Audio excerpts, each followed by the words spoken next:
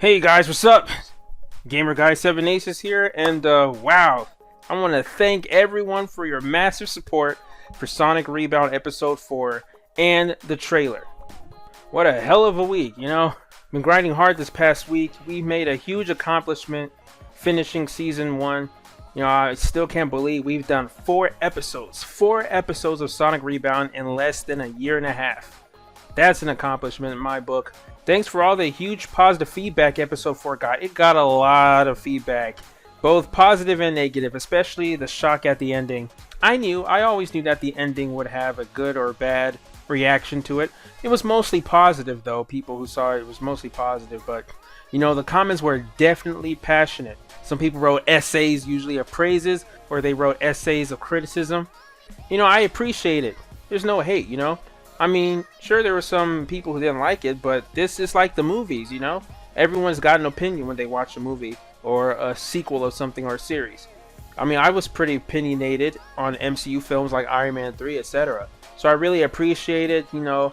I knew that Episode 4 would turn heads, would shock people, especially the people who thought all this time that Sonic Rebound was going to be, you know, a faithful adaptation, copy-paste of the IDW comics, and it never was. If it was, it would have been called Sonic IDW, the animated series. Now, there's a lot of things I want to talk about in this discussion video, so let's get straight to it. Now, the big twist, that's the huge elephant in the room of SatAM Dr. Robotnik. This has always been the plan since day one of the mystery villain. You know, this is not something I decided last minute, or as one person thought it was meant for shock value. No, this is what I've been planning since over a year and a half ago, since before the pilot even dropped. And I actually made a video on this too. Let me post it right here. What I can say is that be on the lookout for Sonic Rebound. Don't think every episode is going to be word for word 100% faithful adaptation of the IDW. You know, I do want to make this my own. I do want to have my own artistic freedom and creative license for this. Stay tuned for it because there are going to be some little Easter eggs from Archie Sonic.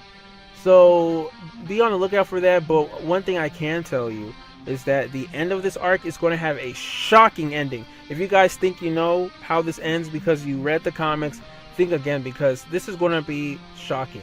And what I want to do is I want to shock people. I want people to be talking about this series. Now, I'm not going to sacrifice the integrity of the story for something stupid and shock value. I'm still going to stay true to the spirit of the comics. Like I said, think about the Harry Potter movies versus the books.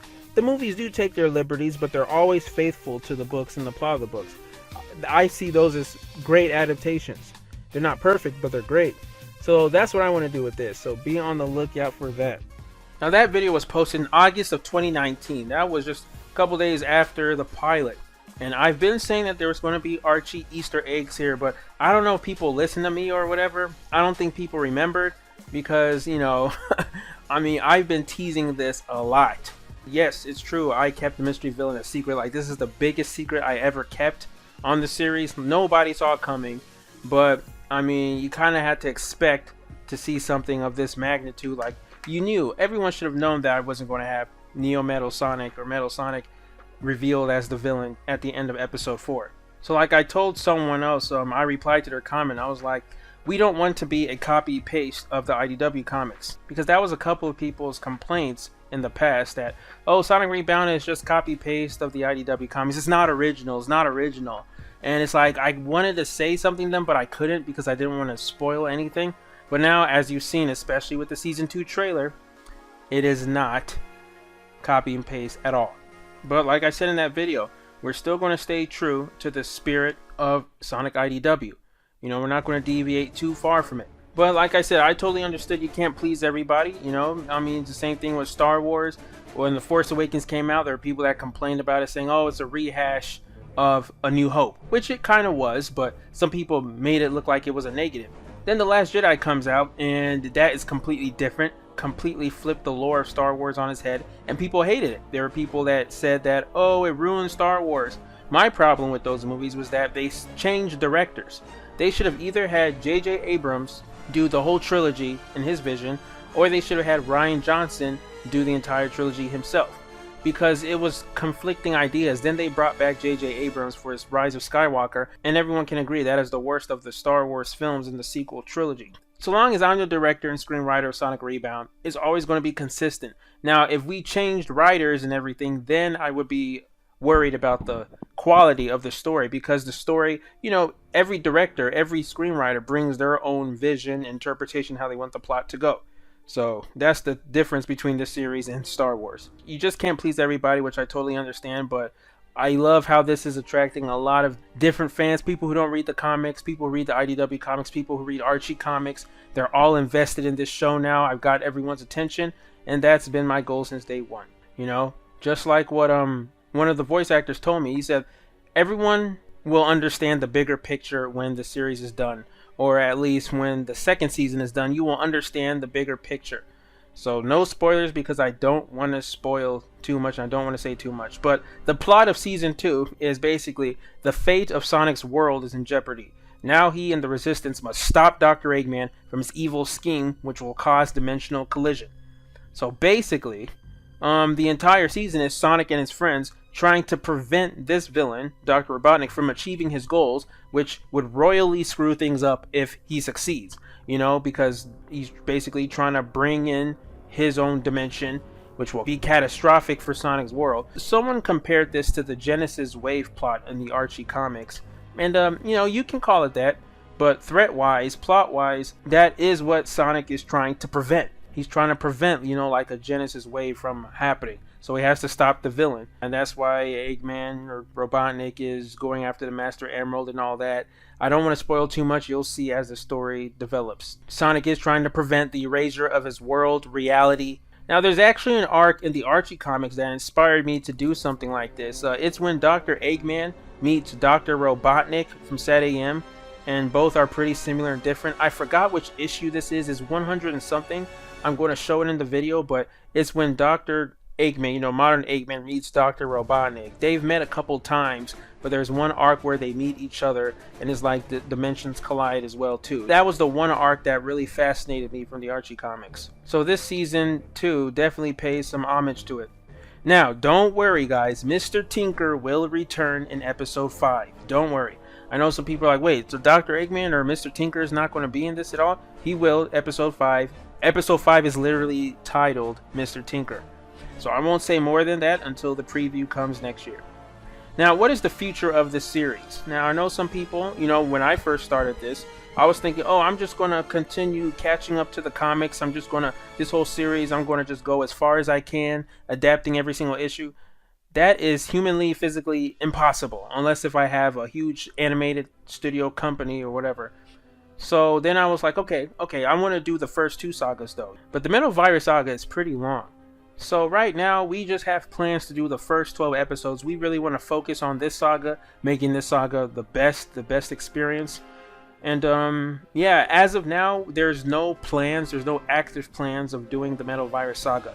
Now, I would really love to do the Metal Virus saga, but that would take time, and I have to see how the series does in total. If it's like huge, viral, like millions of views on every single episode by the time I reach episode 12, then we'll definitely continue to the Metal Virus saga. But don't watch this Sonic Rebound in the hopes that, oh, I can't wait to see Metal Virus saga, I can't wait to see Metal Virus, because that's not what we're focusing on right now. We're focusing on the first 12 episodes, and look how far we done come to get to episode 4. So slow your roll, don't jump the gun. I would love to do the Metal Virus saga. And if I do the Metal Virus saga, that will be the last saga I do in the series. I currently have no interest in adapting this current saga that the IDW comics are doing, the Badnik bases and Chow races. I'm not interested in that. Ian Flynn, he told a perfect story with the first 2 sagas. Well, I wouldn't say it's perfect, but the way it's paced, the way it begins and ends is perfect. It's like its own contained story, and everything else that Stanley is writing is pretty much separate story now. It doesn't directly connect like the first 2 sagas do. So I'm only interested in adapting the first 2 sagas, but right now I'm just focusing on the first saga and seeing how that does. So that's just to explain to people who think, how long is this series going to go?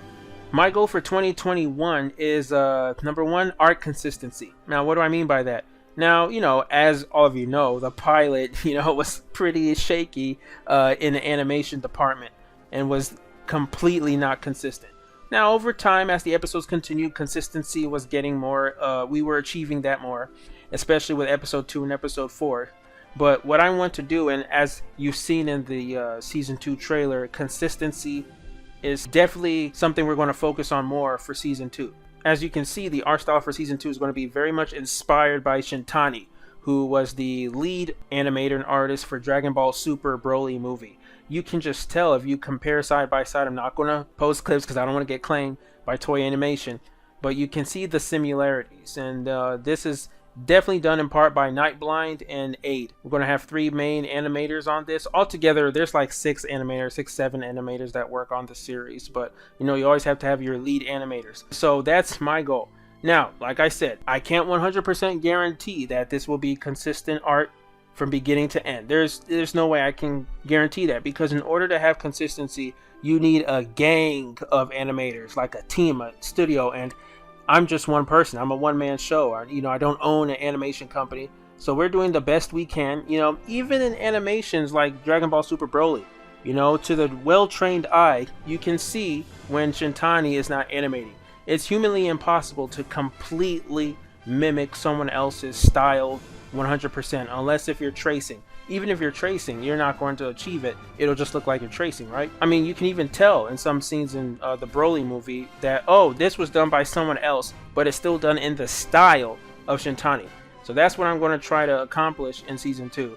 That even when different animators working on it, it will still be in the same consistent art style. And that's something I've been trying to achieve a lot. And hopefully we can get that really down in season 2. Now, this year and last year I only had 2 episodes, but next year I want to have 3 episodes. I want to have episode 5, 6, and 7 come out next year, and I also want rough animation of episode 8 to be done. Episode 8 is not going to be released next year. I'm just going to be honest, but I want the rough animation to be done, and I also want rough animations of season 3 to also be in progress by next year, by the end of next year. In fact, I'm going to start writing the script for season 3 early next year. I'm going to start doing auditions, holding auditions for that, so I'll let all of you guys know on the Twitter page, the official Twitter page of Sonic Rebound. But that's my main goal. I want to have art consistency. I also want the pacing of the episodes, to come out in a timely fashion. At least I want 5 and 6 to be at least a month or 2 apart from each other. Episode 3 and 4 came out 6 months within each other, but I kind of want to fill in that gap. I don't want episodes 5 and 6 to come out in June and December next year. That's too long of a wait. I also don't want to be delaying, because I delayed episode 4 quite a lot because it just got bigger and bigger and bigger. What was going to be like an 8 to 9 minute or even 10-minute animation ended up being 14 minutes. I wanted to know what people thought was their favorite episode of Sonic Rebound. I think majority of people voted for episode 3, Entangled Encounter, which is quite surprising. I thought it was going to be 4 or 2. Personally, if I had to rank the episodes, I would put episode 4 as number 1. That's definitely my favorite episode to make, followed by episode 2, and then episode 3, and then episode 1. So episode 3 is basically third. The creator is always going to have different opinions than the consumer on their own work. I mean, look at Kanye West, for example. In his second album, Late Registration, Gold Digger was actually his least favorite song of the entire album, Gold Digger. But that was a hit single. I mean, that's what made a lot of people, myself included, to get his album, because I was really interested in that song, but he actually did not like performing that song a lot. Some people, that is their favorite song in the entire album. What may be your favorite episode might be the creator's least favorite, and what may be your least favorite might be the creator's favorite. So that's kind of funny. But I'm curious to know what your guys' favorite episodes are. Now, one person told me the cameos I had in episode 4 was pretty cool. Sparky Electric Jester and Lilac from Freedom Planet. But he said, you should have had Knights, though. I was like, damn, that was an opportunity missed. Because Knights is a Sega character, and literally the episode took place at night, so I should have had Knights there, but whatever. Now, another thing I want to talk about is Frederator Network. I'm pleased to announce that I have joined Frederator Network. Now, Frederator Network belongs to Frederator Studios, which is basically the company that has created animations like Adventure Time, Castlevania on Netflix, Fairly Odd Parents, etc. So, this was the big announcement I was going to make on my Twitter soon, but I didn't want to make it now because I'm still in negotiations, but I'm planning on having them budget Sonic Rebound. So basically, they're going to start funding the series, which would mean that I can expand the team, get more animators. Basically, the episodes can come out even sooner than later and be more consistent. So that would be great, because so far I've been budgeting the series. The first season has been all budgeted by me. You know, a lot of people have said that that is an accomplishment, because a lot of Sonic projects or animation projects too, they fail or they just get canceled. And for this to last this long is an accomplishment in and of itself. That would be really great if Frederator could help budget the series. But we'll see. I'll keep you guys posted on that. But if they do that, I'll be very thankful. But anyways, thanks to all of you for your support and believing in us and believing in the series. 2021 is going to be a great year for this series. Now, hopefully it will be a great year for Sonic too, with Sega and the video games. We still have one more Rebound video coming out. You know, I'm planning on doing a compilation of all 4 episodes. But thank you for all the support. Yeah, words can't express how grateful I am for you guys. Thank you so much for the series. And may you all have a happy new year. Can't wait until 2020 is over. Hopefully 2021 will end up being a better year than this year. Regardless, I've been grinding a lot this year. One person was like, damn, gamer guy, you've really been grinding a lot this year. You know, from the Sonic movie 2 to Sonic Rebound to other things. And I want to even do more than that next year, because my goal next year is to hit 100,000 subscribers. But anyway, I'm done rambling, so thank you all for watching. Stay tuned for more. Remember, smash the like button, comment, subscribe, all that good stuff. And until next time, I'm out.